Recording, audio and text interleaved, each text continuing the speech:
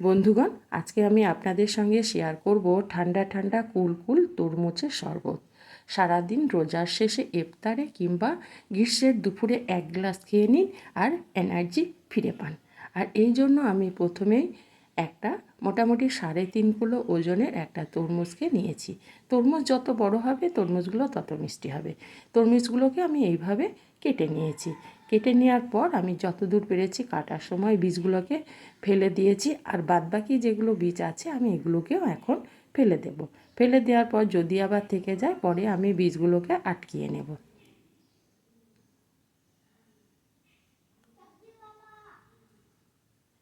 এইভাবে আমি সমস্ত বীজগুলোকে ফেলে দিয়েছি।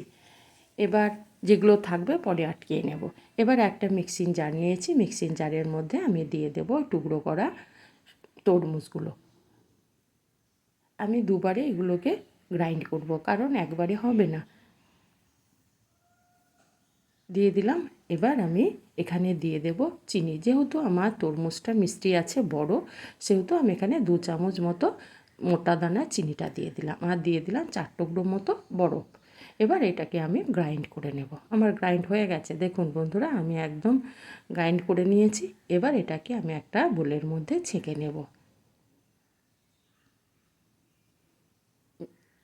যে বীজগুলো বাকি থাকবে বা বাকি ছিল সেগুলা আমি এই স্ট্রেনারের মধ্যেই ধরে নেব। দেখুন সমস্ত বীজগুলো কিন্তু আটকিয়ে গেছে স্ট্রেনারে। এবার এগুলোকে আমি ফেলে দেব। ঠিক একইভাবে বাদবাকিও তরমুজগুলোকে মিক্সিং জারে নিয়ে আমি এগুলোকেও গ্রাইন্ড করে নেব। আবারও আমি দিয়ে দেব 2 চামচ চিনি, আর দিয়ে দেব 4 টুকরো বরফ। এটাওকে আমি ঠিক একইভাবে গ্রাইন্ড করে নেব। আবারও আমি ওই স্ট্রেনারের মধ্যে আবারও ছেঁকে নেব। তাহলে আমার বীজগুলো আটকিয়ে যাবে, আর যে গোটা ভাব থাকবে তরমুজের সেগুলো কিন্তু আটকিয়ে যাবে। এভাবে আমি একটু চামচ দিয়ে নেড়ে ছেঁকে নিলাম। এগুলোকে আমি ফেলে দেব। এবার আমি এখানে দিয়ে দেব অল্প একটু বিট লবণ, মুখের টেস্টটা ফেরানোর জন্য। খেতে কিন্তু খুব ভালো লাগে বন্ধুরা শরবতের মধ্যে একটু বিট লবণ দিলে। আর দিয়ে দেব আমি এখানে পাতিলেবুর রস, একদম গাছে থেকে তুলে আনা পাতিলেবুর 2 ফালি রস এখানে আমি টিপে দিয়ে দিলাম।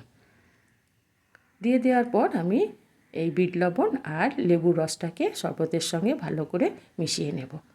এবার আমি 2টো গ্লাস নিয়েছি, এই গ্লাসের মধ্যে আমি শরবতগুলোকে দিয়ে দেব।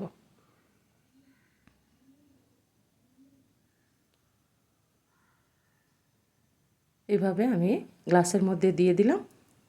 এবার আমি এখানে দিয়ে দেব কিছুটা কুচনো তরমুজের টুকরো। এগুলোকে আমি উপরে ছিটিয়ে দেব। মুখে যখন পড়বে শরবতের সঙ্গে খেতে কিন্তু খুব ভালো লাগে।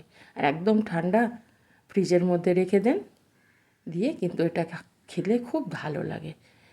এবার এর উপরে দিয়ে দেব 1 টুকরো করে বরফ। বরফটাকে দিয়ে দেওয়ার পর 1 গ্লাস করে দিয়ে দিন, খেয়ে কিন্তু প্রাণটা জুড়িয়ে যাবে। এবার আমি এগুলোকে ফ্রিজে একটু রেখে দেব, তারপরে ইফতারে আমি এগুলোকে পরিবেশন করব। বাই, আবারও দেখা হবে।